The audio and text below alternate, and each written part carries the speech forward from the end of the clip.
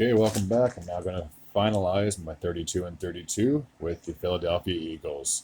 Despite having the same record as the Kansas City Chiefs, the team they ultimately did play in the Super Bowl, they had the best record of the NFL at 14 and 3. Going into the last week of the season, they needed to get that victory over the New York Giants because both the Vikings and the 49ers both finished with 13 wins respectively. So had they lost that game, who knows how the playoffs would have looked at that point. When it came to their home games and away games, they had 9 games at home and 8 games away. They were very dominant in both aspects, finishing 7-2 at home and 7-1 on the road.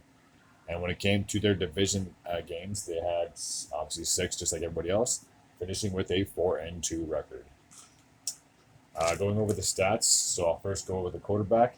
Jalen Hurts had 306 completions out of 460 attempts for 3,701 yards, and he had 22 touchdowns to 6 interceptions. So pretty good season for him. Gardner Minshew, obviously just the backup, had 44 completions out of 76 yards. Sorry, out of 76 attempts. I do apologize for 663 yards, and his touchdown to interception ratio was 3 apiece. Going into the rushing stats, Miles Sanders had 340 carries for 1,269 yards and 11 touchdowns. Jalen Hurts had 165 rushing attempts for 760 yards and 13 touchdowns. Kenneth Gainwell had 53 attempts for 240 yards and 4 touchdowns. Boston Scott had 54 carries for 217 yards and 3 touchdowns.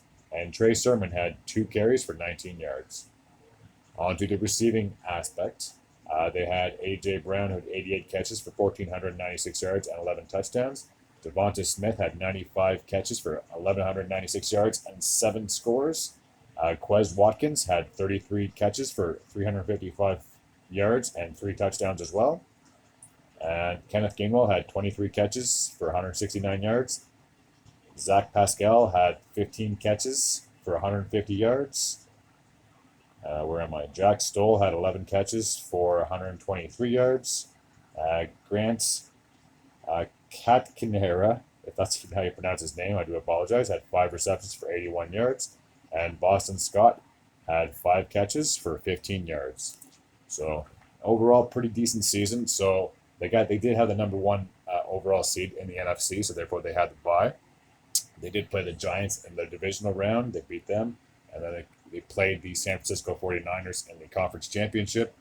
And once Brock Purdy went down, the game was pretty much over at that point. And then therefore the Eagles advanced to the Super Bowl. And you can say it was a pretty decent contest, to say the least. They dominated in the first half, but then they absolutely kind of fell apart at the end of that game. So just going over a couple of additions and subtractions for the teams, and then I'll make my predictions for this upcoming year. So a few key subtractions, I should say. Javon Hargrave on the defensive tackle side, he has now left and signed with the San Francisco 49ers. Gardner Johnson, CJ Gardner Johnson, safety, he has now left and he has signed with the Detroit Lions.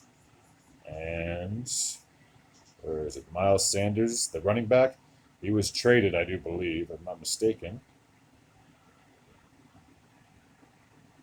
to the Carolina Panthers. That was no, sorry, he signed with the Panthers. I was thinking of a different trade. I do apologize about that. And then 3 additions that they have brought on: Rashad Penny, a running back. I'm just going to pull up his stats to see where he played prior to joining the Eagles.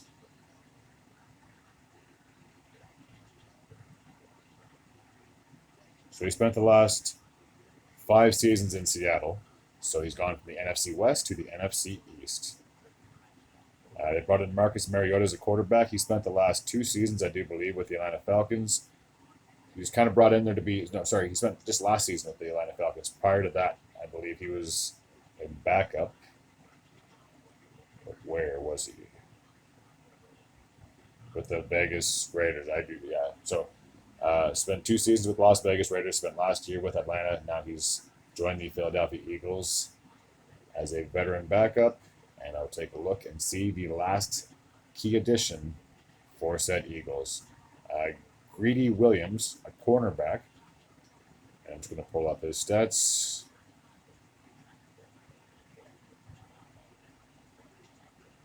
He spent the last 3 seasons with the Cleveland Browns, so I'm sure he'll be excited to be a part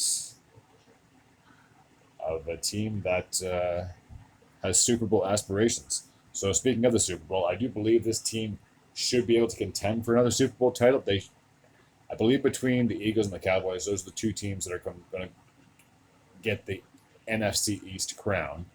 The Eagles, if they do happen to get it, like I said, I could see them very well repeating as number 1 overall. But then again, like I said, if the 49ers and Vikings were only a game behind them last year, what's to say that it's not going to be a struggle to get that first round bye coming into this upcoming season? So my prediction for the Eagles is they should finish with an NFC East crown, and I could easily see them getting back into the Super Bowl. I know it's very hard once you make the big dance for lightning to strike twice, but I would not be surprised. They're very talented on the offensive side and on the defensive side of things as well. So that's my bold prediction for the Eagles. Thank you all for tuning into this 32 and 32. And after this, I will be doing my previews week in and week out for the NFL season. As always, thank you very much for tuning in. And until next time, take care.